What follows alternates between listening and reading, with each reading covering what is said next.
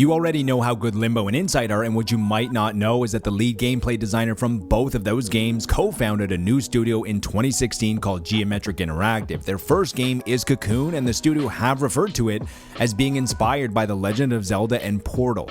These might be lofty expectations, but over the summer, one of the biggest highlights from all the conferences from many outlets was how Cocoon was brilliant with its puzzles, exploration, and worlds that left many blown away.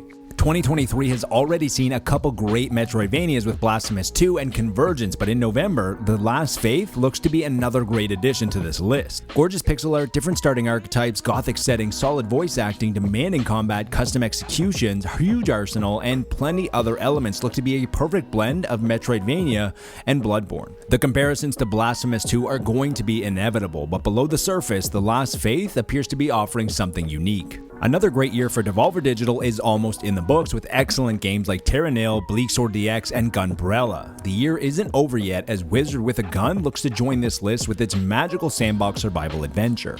Wizard with a Gun is all about exploring the randomly generated biomes, collecting goods from the worlds and fallen foes, crafting new items to improve, and then venture back out with your newfound items and skills. Vampire Survivors might not have been the first to do it, but it did bring the genre to the mainstream and created enough attention that people now refer to the genre as Bullet Heavens.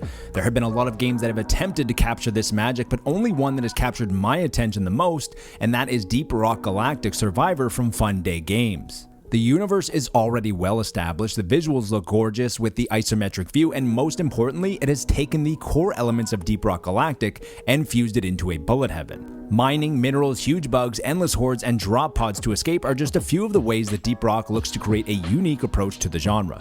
Klei have always been a studio that constantly reinvents itself with new experiences in different genres with games like Shank, Riftlands, Don't Starve, and our favorite Mark of the Ninja. Even though they were acquired by Tencent, they will always be a smaller indie studio from Vancouver in our mind. They have even stated that they will retain full creative control on their projects moving forward, and it shows. The latest game from Klei once again enters new territory. Rotwood is a hack-and-slash dungeon crawler featuring the signature Klei look, with early access launching in 2023, and from the reaction from the closed playtests, Rotwood is going to be another excellent Klei experience. The search for a true Slay the Spire successor has been ongoing since 2019 when it released out of early access with its perfect blend of complexity, strategy, and fun. Breachway looks like it checks a lot of the same boxes and as an added bonus looks to take some inspiration from FTL. In Breachway, you pilot a spaceship with your choices and actions creating tense narrative moments that will force you to grapple with morally gray decisions. It might not take the Slay the Spire throne, but it's definitely a deck builder to watch. Walking the line of what is and what isn't indie is always tough. Tequila Works, most known for developing Rime and Deadlight, are an indie studio from Spain. However, Riot is most definitely not indie. Riot Forge is the indie initiative from Riot that sees a huge company pair with smaller indie studios to create something unique that also works as a way to expand the League of Legends universe.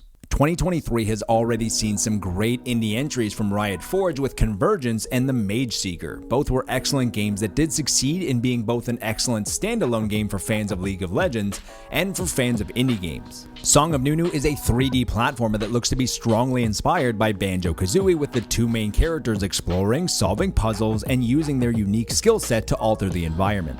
One of the big surprises of the year for us was Terra Nil with its blend of serene atmosphere and satisfying reverse city building gameplay. Station to Station looks to capture a lot of the same essence as Terra Nil with its minimalism and its gorgeous art style. You connect parts of your small world to bring to life the countryside with stations and tracks that are going to turn the dreary landscape into a vibrant, lush environment that is very satisfying. The gameplay in Station to Station is tailored to those who want a relaxing train experience, but each level also offers more strategic challenges if you do want the option. The demo was fun, but my only hope is that it gets optimized on the Steam Deck. Time for a curveball with 007 Cipher, as this game is an Apple Arcade exclusive. Sadly, many people will write it off immediately due to this reason, but 00 Cipher looks to be a blend of Hitman and old school Metal Gear with its top-down view combined with its gameplay that looks to be full of stealth and gadgets. Just like TMNT Splintered Fate, it will likely be well worth signing up for 1 month, pairing your controller and streaming it to your TV for the full console experience. One of the other Metroidvanias that has captured my attention is Biogun, where you're injected into a dog to take on evil on a microscopic level. It features all of the crucial elements of a Metroidvania, including upgrading your equipment, absorbing new powers from vanquished enemies, hand-drawn animations, and an interesting setting that hasn't been overdone or I don't think even seen. The bright color palette is a very welcome change of pace from the standard dark and dreary tones that dominate the genre.